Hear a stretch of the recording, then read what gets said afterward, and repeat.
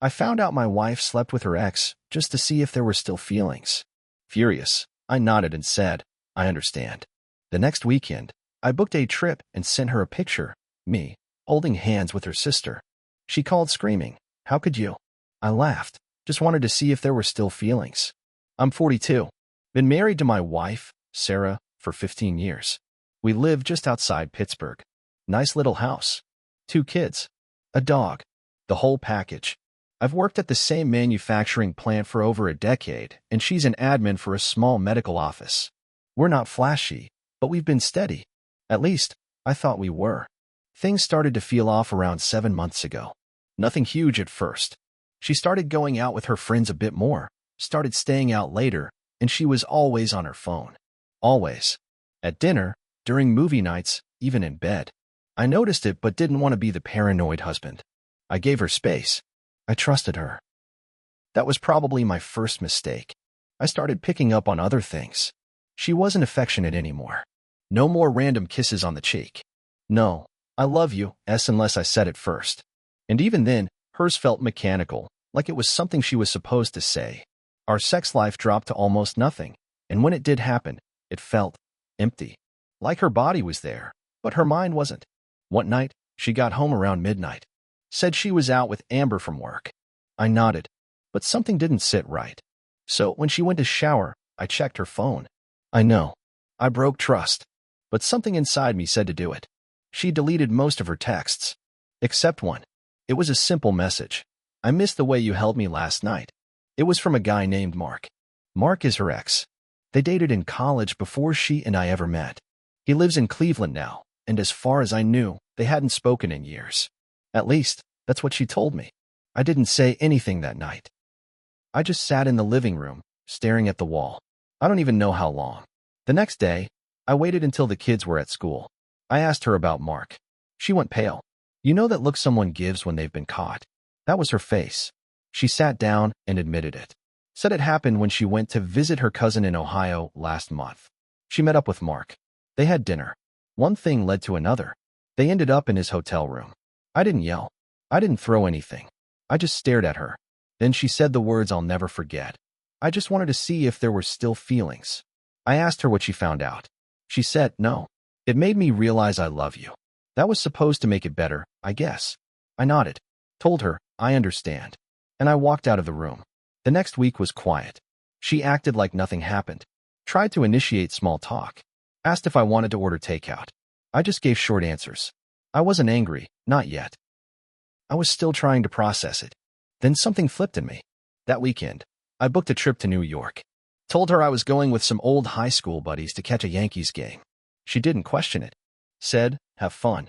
But I wasn't going with the guys. I went with Jessica, Sarah's younger sister. Before you ask, no, we didn't sleep together. But we had always had a friendly connection. She was a free spirit, kind of wild in her 20s, but had settled down over the past few years. She and I always had a good rapport. She knew something was off when I called and asked if she'd come to NYC with me as a friend. I didn't give details. On the second day of the trip, we were walking through Times Square. It was busy, full of noise and lights. At some point, she slipped her hand into mine. It wasn't romantic. Just a moment of human comfort, I think. I took a picture of us holding hands. You couldn't even see our faces. I sent the photo to Sarah. No caption. She called me 5 minutes later, screaming, crying. How could you? All I said was, just wanted to see if there were still feelings. I hung up. Now, before anyone says anything, I know what I did was cold, maybe even wrong. But the second she slept with her ex to test her feelings, something inside me died. I didn't care about playing fair anymore. I didn't care about dignity. I just wanted her to feel it. And boy, did she feel it. She hasn't spoken to her sister since. Last I heard, she called Jessica a homewrecker and accused her of ruining our family. Jessica laughed and said, you did that all by yourself. I moved into the guest room when I got back. The divorce papers are sitting on the dining room table and signed. She keeps saying she wants to talk, work things out. But the truth is, there's nothing to work out. She made her choice. I just responded. I haven't told the kids yet. They're still too young to understand. I'm trying to figure out the best way to approach that without tearing their world apart. That's the hardest part. Every night, I sit on the back porch with a beer and think about everything. All the years. The birthdays. The anniversaries. The nights we stayed up late watching terrible movies. It's hard to look back and know that all of that was real, and yet, here we are. She keeps asking why I won't talk to her. Why I won't go to couples therapy. I told her, you were willing to risk our marriage for a what if. I'm not willing to fight for someone who couldn't fight off temptation for one night. She cried again. I didn't. After that phone call and the Times Square picture, things between Sarah and me weren't just bad. They were dead silent. She'd walk around the house like a ghost, cleaning things that didn't need cleaning, talking to the kids like it was a normal Saturday morning, but I could hear it in her voice. Something had cracked. 3 days later, I came home from work and found her in the garage, crying. Like, not the quiet kind. Full-on sobbing, body shaking, eyes swollen. She was holding an old shoebox full of letters. Our letters. Back when we were dating, I used to leave her sticky notes in her car or her coat pocket. Things like, you looked really cute this morning, or dinner's on me tonight. Beautiful. She kept every single one. She looked up at me and said, do you remember these? I didn't say anything. She said, why didn't you tell me you were hurting? I stood there for a minute. I wanted to scream. Wanted to ask her why she needed another man to figure out her feelings for me. But I stayed calm. I did tell you, I said. You just weren't listening. That night, after the kids went to bed, we finally had the conversation. The big one.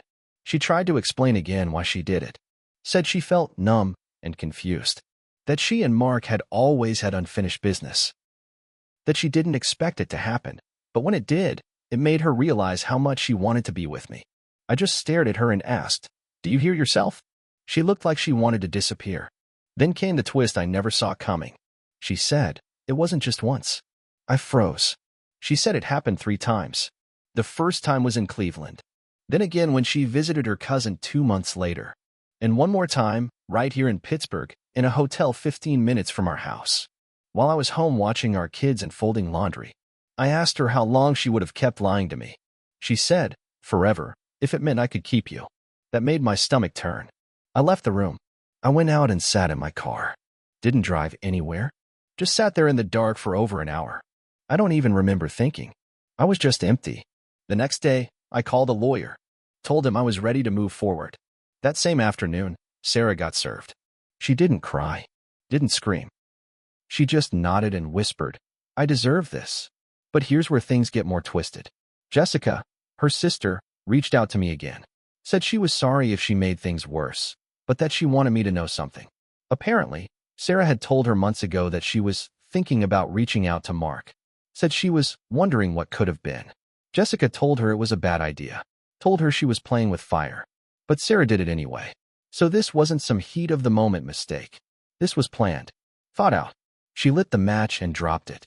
When I confronted Sarah about this, she didn't deny it. She just said, I didn't think I'd go through with it. I replied, but you did. Multiple times. She looked at me and said, you're not perfect either. I laughed.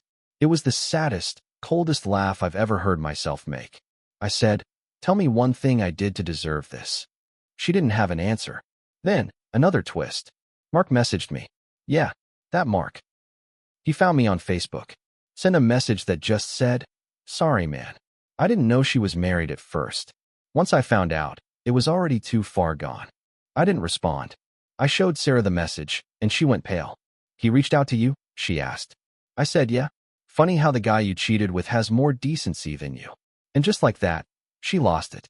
Screamed. Cried. Knocked over a lamp. Said, I know I ruined everything. What do you want me to say? I looked at her and said, I want you to stop pretending like you're the victim. Since then, she's been trying to fix things. Sending me long texts late at night. Leaving notes on my car windshield. Telling the kids to ask me if I still love her. She's playing both sides, desperate and guilty. But here's the thing. Now that I know the full story, I don't think I ever really knew her. I don't know who that woman was that went behind my back multiple times. Who kept a whole relationship going with someone she used to love. Who lied to my face, to our kids, and to her own sister. And now I'm the bad guy because I held her hand for a photo? She wants to act like my little stunt in New York is the same as her repeated betrayal. But it's not. It never will be. After the message from Mark and the full truth finally out in the open, things between Sarah and me turned cold. No more yelling. No more emotional breakdowns. Just silence. That deep, heavy kind of silence you feel in your bones. We stopped pretending for the kids. I moved permanently into the guest room. She took over carpool duties. I started eating dinner after everyone else, usually alone, sometimes in the garage. But that's not the twist yet. One morning, I got a knock on the door. It was Jessica. She looked uncomfortable, like she was about to confess to a crime. "I need to tell you something," she said. I let her in. We sat on the back porch. She lit a cigarette. One of those moments where people do something they quit years ago just to feel like themselves again. She took a drag and said, "Sarah lied to you again." I didn't say anything. I just looked at her. "She told you she was done with Mark, right?" "Yeah, she wasn't." Jessica pulled out her phone and showed me a screenshot. It was a message from Sarah, dated just 2 weeks ago, after she supposedly confessed everything. "I miss you. I don't know what I'm doing. Everything feels wrong now." It was to Mark. He responded, "You said you were staying with your husband." "I'm confused too." I felt my hands shaking. Jessica looked me dead in the eyes and said, she wasn't just lying. She was still choosing him. I asked her why she was showing me this. She said, "Because you deserve to know everything. And because I'm sick of cleaning up her messes." So there it was. Even after getting caught, even after crying and apologizing and playing the victim, she was still in touch with him. Still stringing him along. Still lying to me. I walked straight inside, printed the divorce papers, and signed them. Put them on the kitchen table. When she came home that night, she saw the papers. Asked what changed. I said, "I know you're still talking to him." She froze. "What are you talking about?" I held up my phone and showed her the screenshot. Her eyes went wide. Then she turned cold. "I didn't think she'd show you that." "She didn't want to. She needed to," I replied. And here comes another twist. Sarah took a deep breath and said, "Okay, fine. I was still in contact. But not the way you think." "Oh, yeah." She sat down and said, "I was keeping him close, because I'm pregnant, and I don't know whose it is." The world stopped spinning for a second. I stood completely still. I couldn't breathe. Couldn't move. "You're what?" She said it again. "Pregnant. 6 weeks along. Just found out a few days before. Didn't know how to tell me." My mind went into overdrive. The math. The timeline. Everything lined up with the last time she went to clear her head 2 months ago. It could be mine, but it could just as easily be Mark's. I didn't even know what to say. The words wouldn't come out. All I could do was walk outside, sit in my truck, and stare out the window. She came out a few minutes later, tears in her eyes.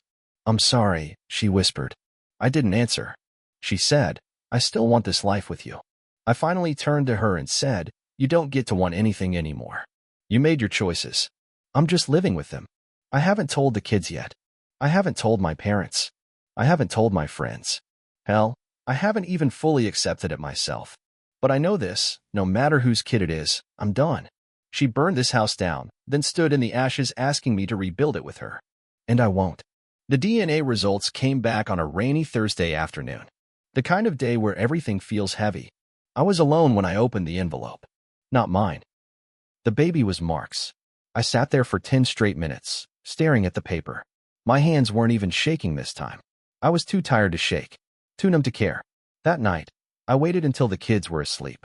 I called Sarah downstairs. When I handed her the envelope, she didn't open it. She looked at my face and already knew. She sat down, slow and quiet, like her knees were giving out. "I didn't want this," she said. I didn't respond.